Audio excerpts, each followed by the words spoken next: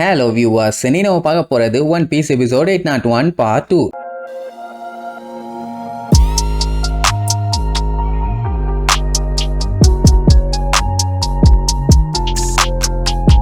Open பண்ணா போன பாட்டுல நம்ம சஞ்சியோட அப்பா சஞ்சிய ஜெஃபோட போட்டோவை காமிச்சு மிரட்டி இருப்பாருல்ல, அதுவும் அவன் கையில கிடக்குதே விலங்கு. அது ரெண்டுத்தையும் கொடுத்ததே இந்த டமகோ தான். இந்த பிரேஸ்லெட் எதுக்காகனா அவன் இன்கேஸ் இந்த மேரேஜ் வேண்டான்னு சொல்லி எஸ்கேப் ஆனானா இதை காமிச்சு பயமுடுத்தி அவனை ஸ்டாப் பண்ணிடலாம். அப்படியே அவன் அடங்க மாட்டேன் அப்படி இப்படின்னு ஏதாச்சும் பண்ணானா இந்த போட்டோவை காமிச்சு மிரட்டுங்கன்னு சொல்லி கொடுத்துருப்பான். அவன் சொன்ன மாதிரியே இந்த போட்டோவை காமிச்சு சஞ்சிய ஒரு வழியா பீதியாக வச்சிட்டானுங்க. இதுக்கப்புறம் செருப்பாலேயே அடிச்சாலும் சஞ்சி அசைய மாட்டான். அதாவது சிச்சுவேஷன் ஏதாச்சும் சஞ்சியால அன்கன்ட்ரோலபிளா போச்சுன்னா இந்த ஜெஃபோட தலைய துண்டா வெட்டிடுவேன் அவங்க அப்ப மிரட்டுவான். நல்ல டேடி போங்க, சஞ்சய்க்கு நல்லாவே தெரியும் இவனுங்க சொன்னா செஞ்சிருவானுங்க, அந்த அளவுக்கு மோசமான முரட்டு பழிகன்னு. அதனால பேசாம நாங்க சொல்றதை கேட்டு உன் ஃப்ரெண்ட்ஸ் எல்லாத்தையுமே விரட்டி விட்டுட்டு இந்த மேரேஜ ஒழுங்கா பண்ணிக்க, இதனால விபரீதங்கள் ஏகப்பட்ட விஷயங்கள் நடக்கும்னு சொல்லி சஞ்சய மொத்தமா லாக் பண்ணிட்டானுங்க. அவனுக்கு அப்படியே அந்த பழைய நினைவுகள்லாம் வரும். என்னன்னா இவங்க கப்பல் அது பாட்டுக்கு போயிட்டு இருக்கும் போது ஜெஃப் அவன் பைரட்ஸோட வந்து அட்டாக் பண்ணியிருப்பான். அந்த டைம் நம்ம சஞ்சய் எல்லாம் கண்ணா பின்னாடி அடி வாங்கியிருப்பான். அந்த நிலைமையிலையும் நான் ஆல் ப்ளூவை பார்த்தே தீர்வேன்னு அவன் காலை பிடிச்சி கதறுன்னு கதறுவான். அந்த நேரம்னு பார்த்து இவங்க நல்ல நேரம் கிளைமேட் கடலோட நிலைமை எல்லாமே மாறி கப்பல் ரெண்டும் கிளாஷ் ஆகி கண்ணா பின்னான்னு நொறுங்கி அத்தனை பேருமே கடல்ல முங்கிட்டாங்க. அதுக்கப்புறம் ஜெஃப் சஞ்சயை மட்டும் காப்பாத்தி அங்க இருக்கிற ஒரு பாறை மேல கூப்பிட்டு வந்து உட்கார வச்சிருப்பான். இப்ப இவனு இங்க இருந்து தப்பிக்கணும்னா ஏதாச்சும் கப்பல் வந்தாதான் உண்டு. அந்த டைம் பாத்தீங்கன்னா சஞ்சய்க்கெல்லாம் பயங்கரமான வயிறு வலி. ஏன்னா வாங்கின அடி அப்படி. இவ்வளவு பெரிய சமுத்திரத்துல இந்த மாதிரி ஒரு இடத்துல மாட்டினா எப்படி இருக்கும்? அந்த இடம் ஃபுல்லா பாறை. முதல்ல ஜெஃப் எப்படி மேல ஏறி வந்தானே தெரியலையே. ஒரு சின்ன புல்லு கூட அங்க இல்ல. அந்த அளவுக்கு கொடூரமான ஒரு இடம். இதுதான் ராக்கி மவுண்டன். இப்போதைக்கு இவங்களுக்கு இருக்கிற ஒரே வழி கப்பலுக்காக வெயிட் பண்றது மட்டும்தான். அது வரைக்கும் உயிரோட இருக்க ரெண்டு பேரும் ரெண்டு பொட்டலமா பிரிச்சுக்குவானுங்க. நம்ம சஞ்சய்க்கு ஒரு சின்ன சாப்பாட்டு பொட்டலம். அவன் அப்படியே ஆப்போசிட் சைடுல உட்காந்து கப்பல் வருதான்னு பார்க்கணும். இவன் இந்த பக்கம் உட்காந்து பார்ப்பான். ஆனா அவனுக்கு மட்டும் பெரிய மூடையில நிறைய வச்சிருப்பான். டே இது என்னடா நியாயம், எனக்கு கொஞ்சம் குர்ரா, இவ்வளவு வச்சு திங்கிற தீனி பண்டாரோன்னு திட்டுவான். நான் அடல்ட்டுப்பா, உன்னை விட பெரியவன், என் வயிறும் ரொம்ப பெருசு, அதனால எனக்கு இது வேணும். அதனால போய் கப்பல் வருதான்னு பாரு, என்கிட்ட தேவையில்லாம கருணை எல்லாம் எதிர்பார்க்காதன்னு சொல்லி வரட்டி விட்டுருப்பான். சரி ரைட்டுன்னு சொல்லிட்டு சஞ்சய் உட்காந்து பாப்பான்னு வைங்க. அவங்கிட்ட இருக்க சாப்பாடு 5 நாளைக்கு வரும். கண்டிப்பா அதுக்குள்ள ஒரு 2 ஷிப்பாச்சு இந்த வழியா கிராஸ் ஆகும். பட் இருந்தாலும் சேஃப்டிக்கு எல்லாத்தையுமே பிரிச்சு 20 நாளைக்கு வர மாதிரி பிளான் பண்ணிடுவான். அதுக்குள்ள எப்படியும் ஒரு கப்பலாச்சு இந்த இடத்த கிராஸ் பண்ணாது.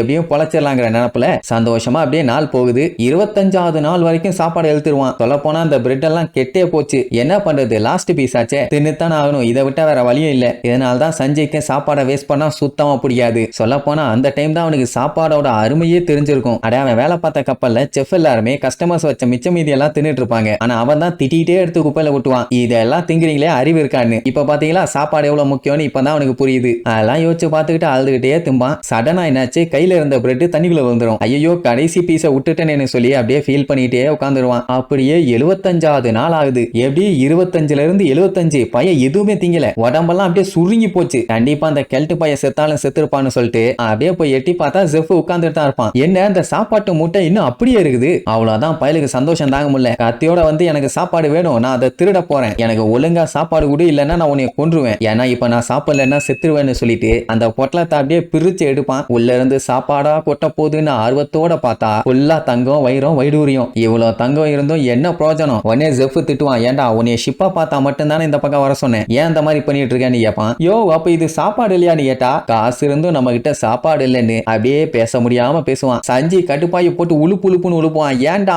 ஏன் உன் சாப்பாடு எங்க? அப்ப நீ ஆரம்பத்துல இருந்தே சாப்பிடலையான்னு கேட்டுட்டு இருக்கும் போதே ஒரு விஷயத்த பார்த்து பயங்கரமா ஷாக் ஆகி பின்னாடி பொத்துன்னு விழுந்துருவான். என்னடான்னு பார்த்தா அவன் கால் இல்ல. அப்பதான் அவனுக்கே ஒரு விஷயம் ஞாபகம் வருது. என்னன்னா அவன் கடலுக்குள்ள விழுந்தப்போ ஜெஃபோட காலு அந்த உடஞ்ச கப்பலுக்கு நடுவுல மாட்டிச்சு. அவனும் இழுத்து பார்த்தா ஒண்ணு வேலைக்கு ஆகல. உடனே அங்க இருந்த நங்கூரத்தை எடுத்து கால ஒரே போட்டு காலை முறிச்சு பிச்சுக்கிட்டு வெளியில வந்து நம்ம சஞ்சயை காப்பாத்தி இருப்பான். ஆக்சுவலா இந்த விஷயத்த கனவுன்னு அவன் நினைச்சிட்டு இருந்தான். இப்ப அவனுக்கு கால் இல்லங்கும் போதுதான் தெரிய வருது அதெல்லாமே உண்மைன்னு. இவனை காப்பாத்துறதுக்காக அவன் காலையே இழந்துட்டான். அட அதோட விட்டா பரவாயில்லையே, இவனுக்குன்னு கொஞ்சம் கூட சாப்பாடை எடுத்துக்காம எல்லா சாப்பாடையும் நம்ம சஞ்சய்க்கே கொடுத்துட்டான். ஒத்த காலோட இனிமேட்டு அவனால பைரட் ஆக முடியாது. நான் தான் உங்ககிட்ட ஹெல்ப்பே கேட்கல, அப்புறம் ஏன் இந்த மாதிரி பண்ண? நீ பண்ண ஹெல்ப்பை என்னால யோசிச்சு கூட பார்க்க முடியல. என்ன மாதிரி ஒரு ஆளுக்கு ஏன் ஹெல்ப் பண்ண சொல்லுன்னு நோண்டி கேட்கும் போது அவன் மேட்டரே சொல்லுவான். இவனோட கனவும் அவனோட கனவும் ஒண்ணுதான், அதுதான் ஆல் ப்ளூ.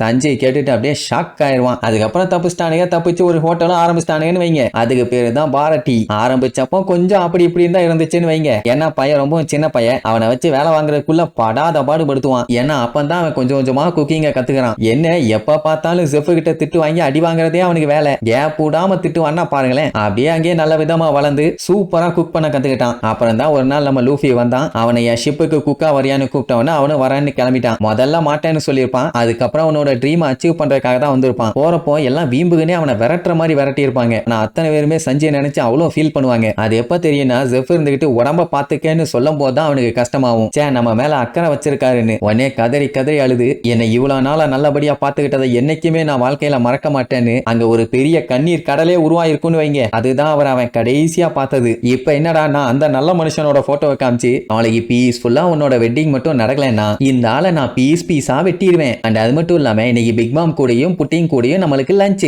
ஏதாச்சும் கொக்குமாக்கு வேலை பண்ணேன் வப்பேன்டா உன் மூஞ்சில பஞ்சு. அதனால மூடிட்டு போய் ரெடி ஆகிற வழிய பாரு ஓகே அப்படின்னு சஞ்சய பத்தி விட்டுருவான். பாவம் பையன் இந்த நிலைமையில என்ன பண்ண முடியும். அதே நேரம் இந்த பிஸ்கெட் வாயின காட்டுறாங்க. அவன் நம்ம லூஃபிய வெறிகுண்டு தேடிட்டு இருக்கான். 10 நிமிஷம் நம்மளுக்கு டைம் வேணும். இவன் தேடுறத பார்த்தா உடனே புடிச்சு வச்சு செஞ்சிருவான் போல. நீங்க வேணா பாருங்களேன் லூஃபிய பண்ற வேலைக்கு அவன் திருப்பி என்னென்ன அட்டூழியம் பண்ண போறான்னு. ஆனா இப்போதைக்கு நம்ம பையன் தப்பிச்சாகணும். ஏன்னா 10 நிமிஷத்துக்கு அவனோட ஹாக்கி பவர் அப்படியே ஸ்டாப் ஆயிரும். சரி ரைட்டு அப்படியே பொறுமையா மறைஞ்சிருப்போன்னு சொல்லிட்டு இருக்கும் போதே ஒரு பிஸ்கெட் சோல்ஜர் வந்து பாத்துருவான். ஐயோ வந்துட்டானேன்னு அடிச்சு புரண்டு அங்க இருந்து தப்பிச்சு ஓட ட்ரை பண்ணா முடியல. அங்க இருக்க பள்ளத்தாக்குல போய் விழுந்துருவான். லூஃபிக்கு எப்படியாச்சும் சஞ்சயை காப்பாத்தியே ஆகணும். அதனால விடமாட்டேன்னு அந்த நிலைமையிலேயே முக்குவான். அப்போங்கும் போது அவன் கத்திய வச்சு ஓங்கி வெட்ட போவான். இதுக்கப்புறம் வெட்டினானா லூஃபி தப்பிச்சானா இல்ல மாட்டிட்டானாங்கிறத அடுத்தடுத்த எபிசோட்ல பார்க்கலாம். டாடா.